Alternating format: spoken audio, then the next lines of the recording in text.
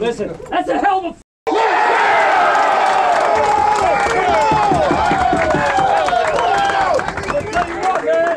I'll tell you what. What do you say, Von? Don't blink, don't flinch, whatever it is, man. You guys are as tough as nails. Way to make big plays and big moments and big games. Hey, I love y'all boys. Hey, Lane's doing backflips tonight. Free week this week. Be smart, be safe. Team above everything else, huh? Have a good time. Love y'all. Wait on three, 1, 2, 3. Finding a way. Finding a way every week. How about the Buffalo Bills? No overthinking, right? Go play some ball. Go play some football. It's an exciting time to be a Buffalo Bill and a fan of the Buffalo Bills.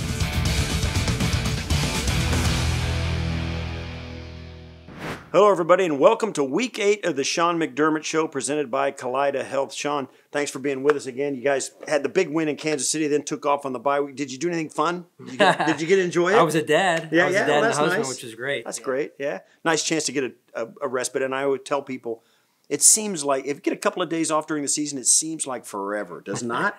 It does. I mean, we get into such a routine through training camp, all the way through preseason and then the season, and you're in a routine, you're just rolling, all of a sudden it's like, oh, this is what the rest of the people do during the week, you know? So it's good to be out and get some rest. Yeah, well, you did. You entered the bye week after a fourth-quarter comeback win in Kansas City. Great throw from Josh to Dawson Knox, and then you get the huge interception from Taryn to seal it, and it's all over. You get a chance to kneel down in Kansas City, which is something that everybody would love the chance to do. What was the most impressive part of the win? You know, I think just the way that our guys stayed with it. You know, they made some plays, we made some plays. We knew it was going to be a 60 or 70-minute game. And that's what it was. With those two quarterbacks, it's always going to come down to the last possession, and it did. Yeah, so Josh is tops in the league in all the major stats. He's coming off consecutive weeks as AFC Offensive Player of the Week. How have you seen him mature in those fourth-quarter situations where it is pressure-packed? You do need him to play well. He does have to come through with a throw or a play call or his legs or whatever. How have you seen him mature in those situations through his career? I think, Steve, really it's just his heartbeat has really slowed down in those situations, and that comes from experience. And our offense is executed, right? And it's easier said than done. I mean, when they're throwing different looks at you, multiple plays in a row of pressure or dropping into coverage, it's hard to execute in those situations, but our offense has done a great job in it. Well, coming into the year, one of the question marks about the offense was Ken Dorsey. But now you're leading the league in total yards per game. You're the best third down conversion rate, over 50%. Talk about Ken Dorsey and how he's kind of embraced the offense and doled it out to all his players and made it his own. Right. I mean, he's got a great rapport with Josh, number one, and that came from his time as the quarterback coach the last couple of years. And then he's got a good staff, and the collaboration, the communication that ensues with those guys every week is good to see, and it only helps as we move forward through the season. So you're 6 games in. You got a couple of really huge wins, a couple of close wins, but you've had a lot of rookies and depth players down the roster stepping and play crucial roles in some of these victories. What's been the most surprising part of the season so far? Has it been the depth or something else? Well, I think just the way we've been able to persevere through it. I think, you know, we've had some injuries, a number of injuries in particular in the first 5-6 weeks here. Really after week 1, I think that we hit the injury bug a little bit. Now we're getting a little bit healthier, but to watch the young players and the coaches together, work together to have them ready and the players executing at a high level, there's been very little, if any, drop-off. So let's talk about the new guy. You say new guy about Von Miller. It seems like he's been here a while, but you signed him in March. He's 33 years old. He was a captain right away. He leads the team with 6 sacks. So how do you describe the impact he's had on your club? Yeah, it's been significant. Just his influence on our team, not just the defense or defensive line in this case, but the entire football team. The way he is during the week, the way he prepares, the way he practices, his mindset and the influence that that's had on our football team, I think goes a long way. All right, thanks, Coach. We'll be back to catch up with you later in the show to get your final thoughts on facing the Packers on Sunday Night Football. The Game Plan is presented by Energy Mark. Trust Energy Mark for renewable energy supply. Coming up, Eric Wood breaks down the tape from the Bills' comeback in Kansas City. And stay tuned to get to know the Bills' quarterbacks like never before. Chopping Wood is presented by St. Bonaventure University, an official education partner of the Buffalo Bills.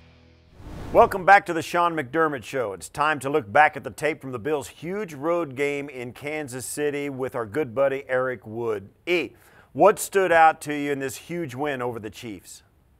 Well, the Bills played maybe their best complementary football of the entire season, especially at the end of this game. The Bills punt the ball to the Chiefs, and Von Miller sacks Patrick Mahomes to force the ball back to Buffalo. We saw some Josh Allen runs eat up some clock, and then a good pass to Diggs, and then also that game winner to Dawson Knox. The Chiefs then get the ball back, and everyone's worried, is Patrick Mahomes going to do it again? And no, Von Miller, Matt Milano create the pressure. Taron Johnson makes the interception, and we'll take a look at it here. Let's start on the defensive side of the ball with Von Miller. This is his second sack of the game, and this is why Brandon went out and got the guy. What'd you see here? Yeah, from the second they signed Von Miller, they said it's because we want him to be a closer.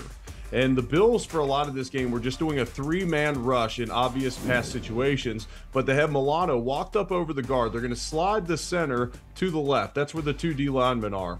Well, Milano's going to hold the right guard, Trey Smith, and Von Miller's going to have a one-on-one against Andrew Wiley, ends up making him fall on his face, and Von gets the sack on Patrick Mahomes to force the punt.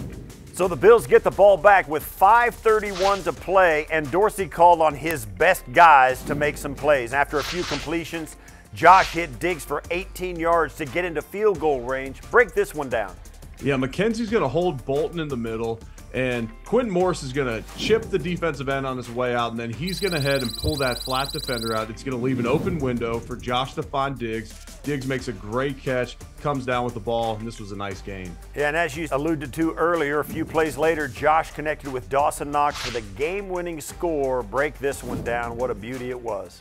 This play starts with great protection. Josh has all day to throw this football, and Josh is sitting back there pointing in the pocket. When I was watching this live, I was wondering if he was trying to direct maybe Dawson Knox back to the uprights where it's wide open in the middle of the field, but I don't know if he was messing with the safety. I don't know exactly why or where Josh was pointing to, but he ends up throwing an absolute laser just as Dawson Knox is breaking out. And Dawson Knox has been through so much this year. It was so great to see him come down with the game-winning catch. The Chiefs got the ball back, needing a touchdown with just over a minute left when Taron Johnson came up with another huge interception to seal the game. What did you see here? So again, this is a three-man rush. The Bills know that Mahomes likes to scramble to his right. So with this three-man rush, Matt Milano knows as soon as Von Miller makes this inside rush, as soon as he gets an edge on Wiley, Mahomes has to scramble to his right. As soon as he does, Milano breaks on him. Well, Mahomes doesn't want to take that sack there, and so it forces him to get rid of the ball sidearm. Because of that, Mahomes even said after the game, the sidearm throw took some velocity off of it and allowed Taron Johnson to get in there and make the play, come up with the game-winning interception. Great stuff as always, Eric. Thanks for this. We'll catch up with you next week to break down the Bills' next game against the Green Bay Packers. Looking forward to it, Steve. When we come back, we'll take you inside the QB room, and later we'll break down the next-gen stats on Sportsology. Behind every great quarterback, there's a great quarterback room. Here in Buffalo, we have Matt Barkley and Case Keenum behind Josh Allen. It's an eclectic group of guys, and our very own Maddy Glab went into the quarterback's room to get to know the guys behind the guy.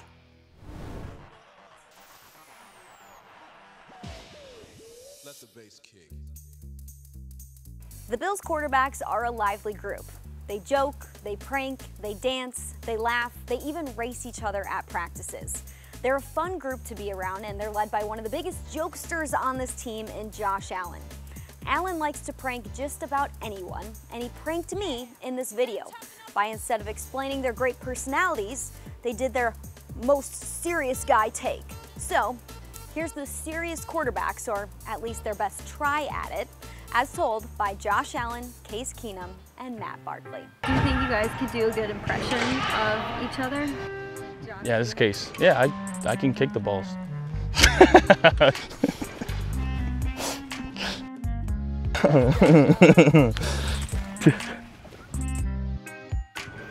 Hey, it's me, man.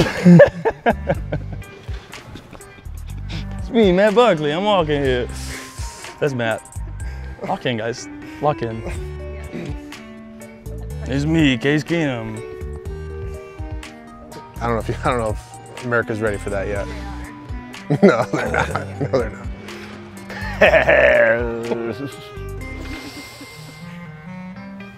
Not funny. If each person was a character from The Office, who would each person be? I think we'd all be Toby. We're all kind of downers. Stick to the rules, stick to the scripts, you know, make sure everybody's in check. Boring. Yeah. Sounds right. You know, Matt's the nicest. I like giving back massages and foot rubs to ease stress and, you know, make sure everyone's feeling good. Does Josh really like your foot rubs? I've never asked. I really don't. But I still give him. Josh, you really have great breath. Thank you. It's just really good breath. I mean, it's all the time. It's just, I don't know what it is, but Jason Osbart. It's great breath. Yeah. Look him in the eyes. Mm-mm. Look him in the eyes. Nope. Lock in his eyes. Nope. Lock in. Josh, you lock it in. You're one of a kind. This is a Lil Dirty alert. This is a Lil Dirty alert. This is a Lil Dirty alert. Please take cover. This is a Lil Dirty alert. This is a Lil Dirty alert. This is a Lil Dirty alert. Please take cover. Oh. Again, survival instincts. Don't flinch. Again, drive by. Children. It's too. I mean, they need to lock in. We need to be a little more serious around here, guys. What are we doing? In the great words of Lee Smith, what are we doing? Okay. Anyways, I'm sorry. Just got to go watch some more film. So, as soon as we can end this conversation, the more film we can watch. So. How much film do you watch a day? Think of a lot and then triple it. And then just WWJD. Yeah. So like if triple you that. say one thing, I'll triple it. Triple that again. Yeah. About like 20 to 36 hours worth of. We've actually worked in a session of us watching us watch film. Like it's a video of us watching film. So that it's like a Inception deal where we're watching us watch film. It's like it just keeps going. And it all points back to the survival instincts, which we need to have. To win naked and afraid. Yeah. That's it. All right, hands in. Still to come on the Sean McDermott Show, we'll take a look at the Bills' next-gen stats from the win in KC. And stay tuned to hear Coach's final thoughts on facing the Packers on Sunday Night Football. Sportsology is presented by ECMC. ECMC, bringing hope and healing to Western New York. There's the snap. Chiefs, another blitz. Josh throwing deep down the right side for Gabe Davis. Makes the catch at the 5. Heads into the end zone. Touchdown, Buffalo! It's 1st down and 10 from Kansas City's 34. The Bills' offense is in an 11 personnel set up against the Chiefs' 4-1-6 dime package. Josh Allen's in the shotgun with Bills wide receiver Gabe Davis aligned wide right. The ball is snapped and Davis runs a go route. Allen waits for 2.44 seconds before finding Davis for a 34-yard touchdown.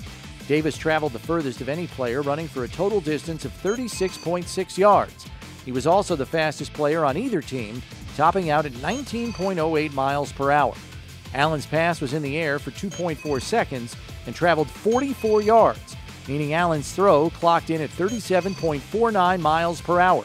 This play had a 27.3% completion probability, and after the touchdown, Buffalo's winning probability increased by 19.1%.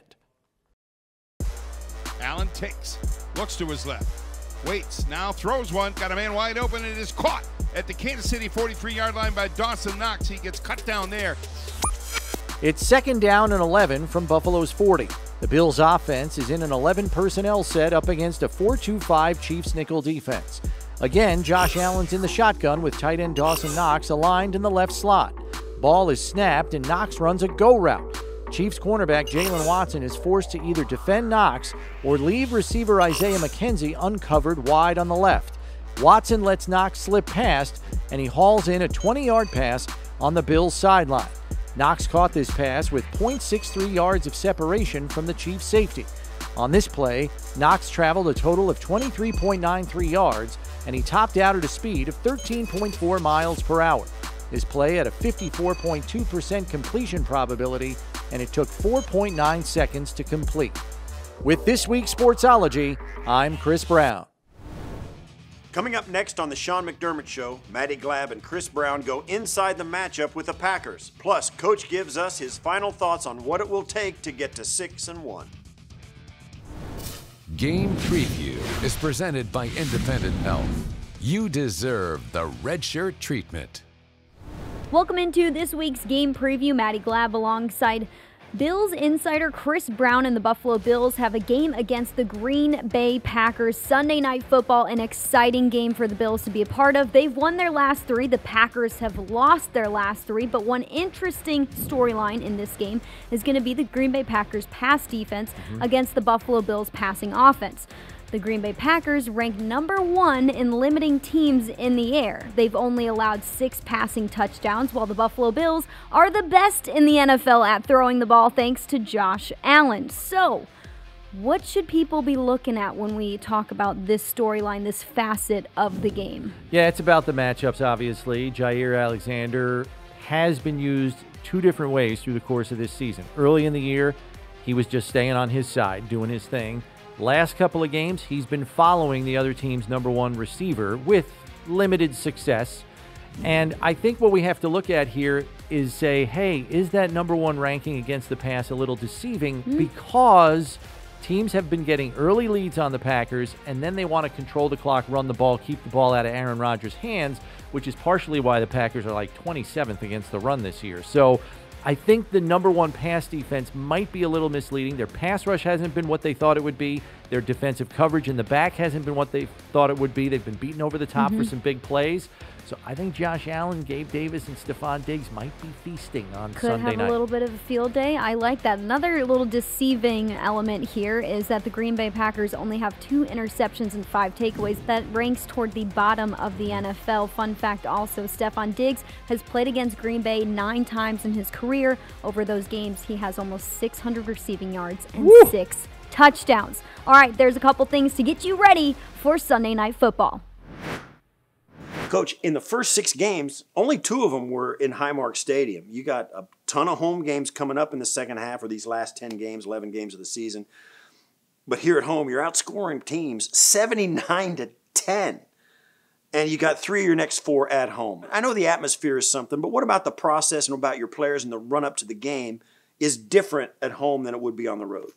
Yeah, I mean, just the energy that you feel in the town. You see the fans start pulling in on Friday afternoon, and the players see that. Players that have been here, but also new players, and that gets them really dialed in. And just getting to the stadium on game day is tough, right? But we love playing at home. It's important that we play well at home, and we use the 12th man, which we have to our advantage. Right, so Aaron Rodgers coming into town. It's been a rough start. He's a reigning MVP, but he lost to the Washington Commanders.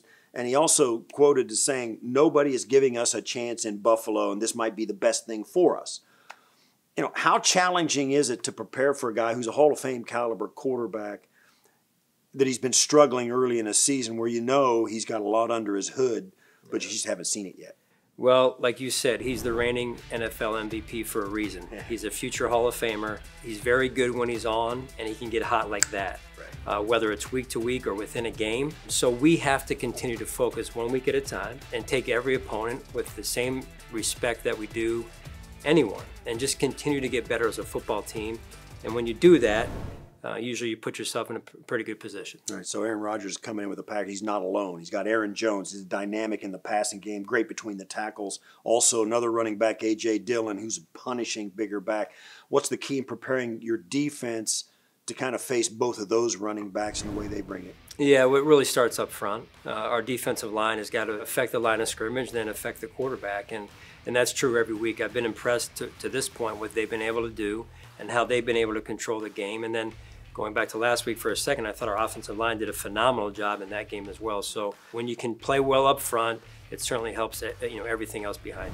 Thanks, Coach, and good luck this week against Green Bay. And we'll catch up with you next week to recap the game with the Packers and preview your division matchup with the New York Jets. And thanks at home for watching us here in the Sean McDermott Show presented by Kaleida Health. We'll see you next week, and as always, go Bills. Final Thoughts is presented by Toyota. Toyota is the exclusive and official vehicle of the Buffalo Bills. Toyota, let's go places. The Sean McDermott Show is presented by Kaleida Health, the official healthcare provider of the Buffalo Bills. By Connors and Ferris, your workers' comp attorneys. Call 716-684-COMP today. By Toyota. Toyota is the exclusive and official vehicle of the Buffalo Bills. Toyota, let's go places. And by Independent Health. You deserve the red shirt treatment.